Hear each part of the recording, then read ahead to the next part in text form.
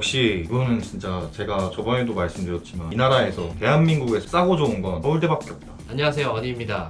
오늘은 구독자 상담을 위해서 자리를 만들어 봤는데요. 중고차를 사고 싶은 구독자가 있어가지고 저한테 상담 요청이 들어와서 제가 제 나름대로도 중고차 고르는 기준 같은 것들이 있으니까 그걸 토대로 구독자 상담을 진행을 하고 차 추천까지도 해보는 영상을 한번 찍어보려고 합니다. 오늘 모신 게스트는 사실 제 친구고요. 최근에 저 차를 3개 정도 봤죠? 네, 그렇죠. 근데 결국에는 최종적으로는 만립으로 선택을 했고 자세한 사항은 영상을 찍으면서 얘기를 해볼 자기소개 한번 부탁드릴게요.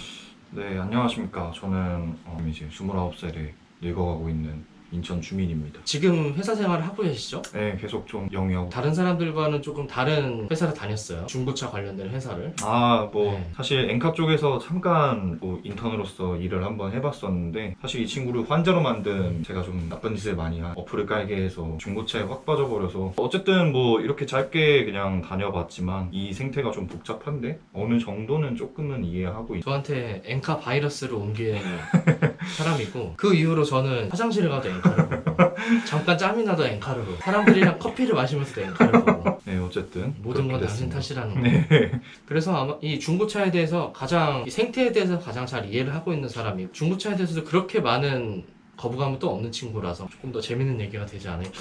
이것부터 한번 얘기를 해볼게요. 사실 제가 되게 오래전부터 차를 하나 사라, 차를 사기 전과 후로 나뉜다, 사람의 인생은. 그렇죠. 많이 이렇게 설득을 하고 네. 강요의 과정도 있었는데 네. 안 사셨잖아요. 1년 넘게 계속 참았잖아요. 그런데 최근에 갑자기 차가 필요하게 된 이유가 있으실까요, 혹시?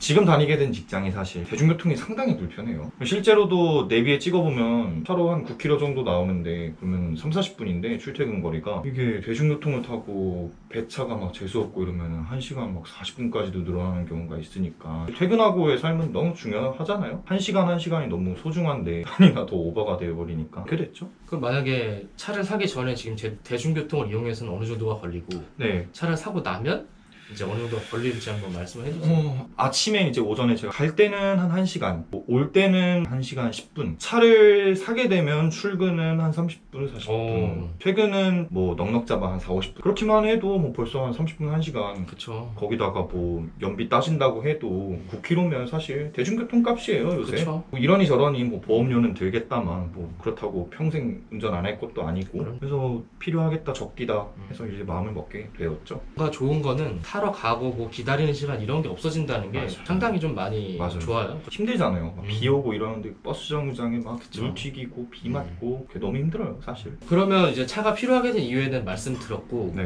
그럼 왜 신차가 아니라 중고차를 구매하시기로 결정을 하셨는지? 첫 번째로 차는 소모품이라고 생각하는 사람이기 때문에 제가 조금 경제적인 여력이 갖춰진 뒤에는 더 좋은 소모품을 써도 상관이 없지만, 지금은 아까도 말씀드렸다시피 사회초년생이고 이런 거 저런 거 생각했을 때 중고차에서도 하나는 확실한 것 같아요. 중고차를 사기 위해서 목적이 뚜렷해야 돼요. 그 목적을 가지고 이 중고차를 바라보면 나쁘지 않다. 그래서 저는 중고차에 대해서 생각을. 그럼 이제 중고차를 선택한 이유가, 차는 시간이 갈수록 단가가 되는 소모품이고 반도체 수급 이슈도 있고 좀 바로바로 탈 수 있는 걸 원했다. 그렇죠. 사람 일이란 게 어떻게 될 줄 모르고 지금 당장 차가 필요한 상태인 그런 거 기다리는 거는 이제 조금 더 길게 봐야 되는 거. 그런 의미에서 요새 중고차 값도 많이 오르고 있고 수요가 많이 올랐다는 거죠. 상당히 잘한 선택이라고 저는 생각이 들고, 사실은 중고차나 신차를 살 때나 어떤 재화를 살 때 가장 중요한 건 사실 가격이잖아요. 원하는 금액대가 혹시 있으셨어요? 차를 이렇게 3번 정도 봤지만 점점 눈을 높인 케이스인데, 역시 이거는 진짜 제가 저번에도 말씀드렸지만 이 나라에서 대한민국에서 싸고 좋은 건 서울대밖에 없다. 서울대밖에 없습니다, 여러분. 300만원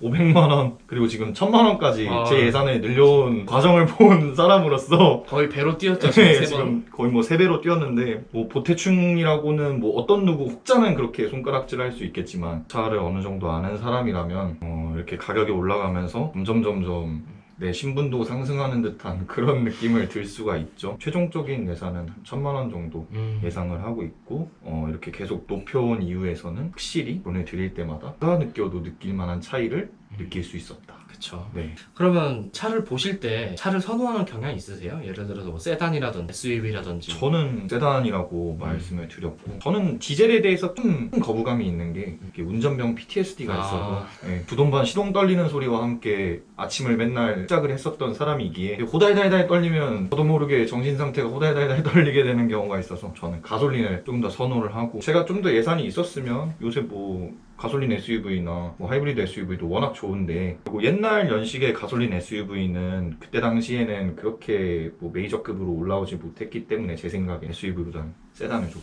선호하는. 사실 저희가 1000만원대 금액대 차를 찾고 있는데 그때 당시에 나왔던 SUV들은 가솔린이 거의 없었고 없죠. 연식에 맞는 것들이 네. 많이 없었고 있어도 이제 보통 그런 경우의 수가 줄어들면 좋은 차일 확률도 줄어들어요. 합계가 더 어렵게 되니까 네. 차라리 그럴 거면 가솔린 세단이 훨씬 더 좋은 거죠. 네. 좋은 상태의 차가 많다는 게 중요하니까 중고차 시장에서는. 좀 아까 말씀하신 것처럼 휘발유 세단을 원한다고 하셨고, 네. 그러면 중고차를 살 때나 뭐 네. 신차를 뽑을 때도 마찬가지겠지만 네. 꼭 이것만큼은 있어야 된다 생각하는 옵션이 있으세요? 뭐 지금은 중고차지만 제가 하겠다만 진짜 통풍 시트는 내 인생에서는 진짜 포기를 못하겠다.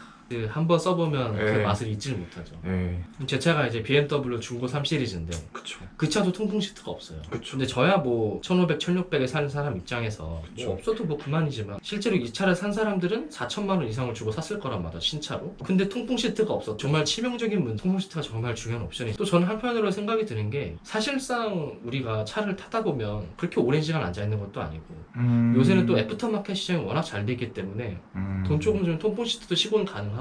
그렇죠. 저는 이제 그 가죽에 손대는 것도 별로 안 좋아해서 3, 4만 원짜리 통풍 그 시거잭에다 연결하면 통풍 그 팬이 도는 게 있거든요. 그것만 설치해가지고 저는 여름에 잘 타고 다녀요. 약간 인간 노트북 거치대 같은 느낌이 아, 그쵸. 되어버리는 거죠. 되게 시원해요. 그리고 막 그래요? 생각보다 시끄럽지도 않고. 근데 어쨌든 그 추후에 그건 해결할 수 있는 문제다. 그러니까 어려운 게 아니다. 그걸 뭐 3, 40만 원 주고 더 살 필요는 없을 것 같아요. 저는 이제 개인적으로 썬루프를 좋아하는데 썬루프는 그쵸. 굉장히 좀 혐오하더라고요. 특히나 파노라마 썬루프를 그 K5에 파노라마 썬루프가 달려있다. 그럼 이제 그 사람은 안 좋게 보는 경우가 있어요. 좀 해명이 필요할 것 같아요, 이거에서는. 이게 해명이 아닙니다. 경험적인 건가요? 예, 어쩌겠어요. 뭐 사람이라는 게 다 자기 인생을 걸고 자기 인생의 데이터를 가지고 사람을 판단하는데, 도로에서 여러 번 봤습니다. 아, 정말 피해야겠다. K5 흰색 팟선. 흰색 팟선. 뭐 도로 위의 무법자죠. 거의 불의 전차 마냥. 저도 이제 과학의 길로 들어서는 차를 타면서 얼마 전에 부평을 갔어요. 부평을 가서 차로 주차를 하고 거기서 이제 카페를 가려고 하는데 예, 어떤 그 진짜 조금 마르신 분이 예, 여기 이제 까만 색깔 추리닝을 입고 아. 젊으신 분 같았어요. 예. 친구들이랑 이제 넷이서 거의 그 도로 한복판에 차를 대놓고 이렇게 담배를 피우고 계시더라고, 부평에서. 부평을 가보신 분들은 알겠지만 그 도로가 좀 저녁에 되면 무법천지가 되거든요.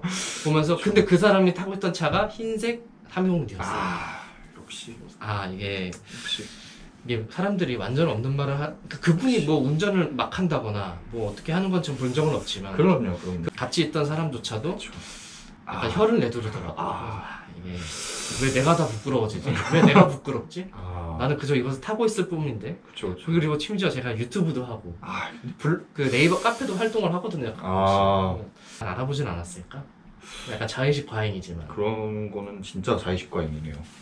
또 시선은 전 이해는 갑니다. 그럴 수 있죠. 그럼 이제 아까 그 금액대에 따라서 계속 거의 곱절씩 금액이 올라왔는데 그렇죠. 말리부로 최종 선택하게 된 이유가 있을까요? 사실은 200만 원대에 봤을 땐 프라이드를 먼저 봤었고 네, 그 이후는 크루즈를 봤었고 그렇죠. 그 이후엔 또 YF 소나타까지 왔다가 네. 말리부로 최종 선택을 하셨잖아요. 네, 이 차를 사야겠다. 가장 큰 예산안이 변동이 됐다는 거죠.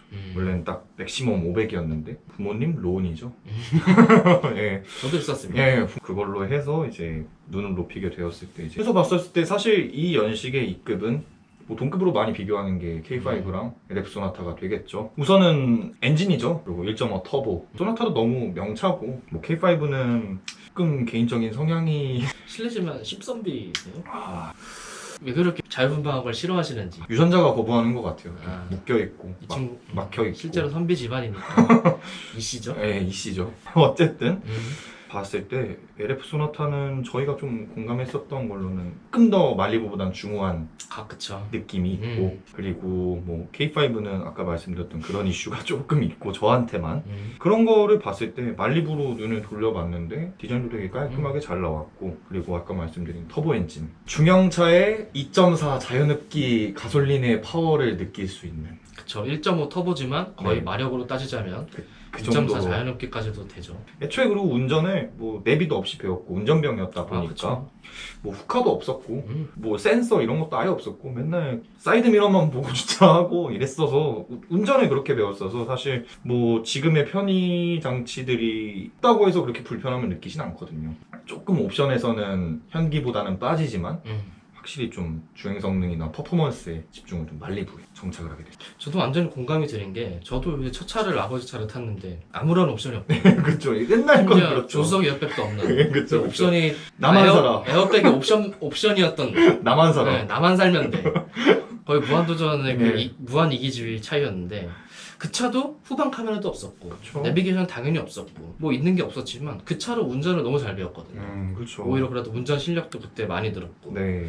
그래서 저는 그런 옵션이 진짜 중요한가? 정말 중요하면 달면 돼요. 이렇게 네. 후방 카메라도 한 10만 원, 15만 원이면 시공이 가능하고 그렇죠. 이 완벽한 걸 찾아요. 너무 엄격한 잣대를 들이대는. 뭐 휠기스도 없어야 되고 네. 뭐 어디 까진 데도 없어야 되고 뭐 옵션은 다 있어야 되고 스마트 키는 뭐여야 되며 뭐 다 하는데 솔직히 본인 자기 아버지 차를 생각하면 돼요. 우리 입장에서 아버지 차가 그런 게 다 있는가? 그렇죠. 없으실 거거든요. 그렇죠. 있으시더라도 분명 그렇게까지 필요 없을 거예요. 우리 나이 때는. 그렇죠. 나이가 들면서 이제 조금씩 편한 차를 찾게 되니까 그런 옵션들이 필요한 건데 그래서 저는 뭔가 중고차는 어차피 가성비로 산다고 생각하거든요. 그렇죠. 뭐 정말 내가 신차를 사고 싶은데 안 나와서 중고차를 사는 경우가 아니라면 그러면 그 값 주고 얼마 안 그쵸. 타고 10,000km 이하의 진짜 새 차 같은 것들을 사면 되죠. 그것도 하나의 대안이잖아요. 그럴 때는 그냥 엔카 들어가서 높은 네. 가격 순으로 하면 다 나와요. 애초에 한 저희 같은 경우는 한 5년에서 10년 정도 그쵸. 길게 봐야 5년 정도지만 그쵸. 어쨌든 5년 정도 탈 차를 찾는 건데 모든 게 완벽할 차를 사다 보면 이게 내가 처음에 생각했던 금액대보다 훨씬 더 높아지고 많이 높아지죠. 시간도 배로 쓸 거예요. 그럼요. 저는 적당한 그냥 가성비로 타면서 적당하게 만족하면서 타다가 이제 돈이 좀 생기고 여유가 생겼을 때는 완전 좀 진짜 그럴 때 비싼 차 옵션 다 넣어가지고 사면 되죠. 그럼 일단 이제 골라온 차들이 원래 두 종 있었죠. 한번 그쵸. 볼까요? 그거를 제가 이제 최종적으로 결정을 해주긴 했는데 저는 이제 좀 도움을 줬던 거고 그렇죠. 그래서 나는 이래 했으면 좋겠다. 네. 제가 추천해준 차가 있거든요.